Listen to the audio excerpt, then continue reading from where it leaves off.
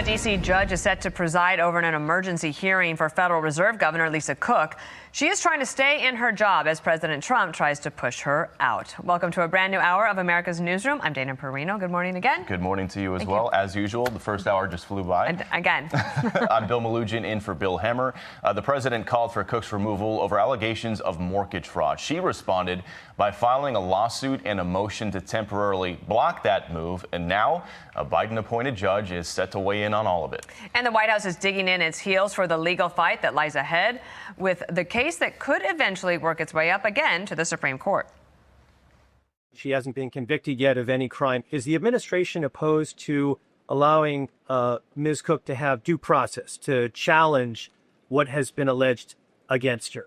I believe she is challenging it. I believe she just filed a lawsuit today. What I will say is that you had these mortgage receipts very clearly shown to the president, and he has the cause that he needs to fire this individual. He laid it out in the letter that he provided to her and to the public as well. And so we'll continue to fight this battle.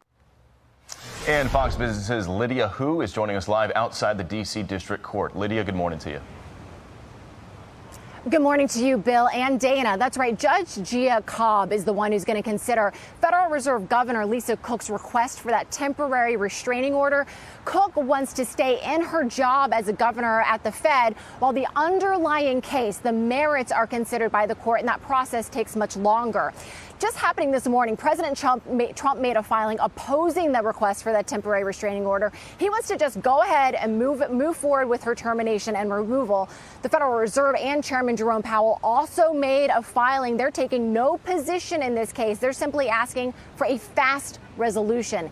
At the heart of the case is whether the allegations of mortgage fraud made by Federal Housing Finance Agency Director Bill Pulte amount to cause for Cook's termination. That statute, the Federal Reserve Act, allows a president to remove a Fed governor, but only when there is cause. Here, Cook stands accused but not charged of fraud, so she's calling the allegations, quote, thinly veiled pretext in an attempt to remove Governor Cook over her unwillingness to lower interest rates. But the White House, as you say, they are confident they're going to prevail. A spokesperson said this in a statement. The president determined there was cause to remove a governor who was credibly accused of lying in financial documents from a highly sensitive position overseeing financial institutions. Let's take a look at the broader context here and the makeup of the Federal Reserve Board of Governors. Currently, the 7-member board made up of 4 Democrat appointees, including Cook. You can see them here on the left. 2 Trump appointees, including a vacant seat that Trump will get to fill, seen on the right. So that means a successful removal of Cook would give President Trump another opportunity to make an appointment to the Fed Reserve and shift that balance.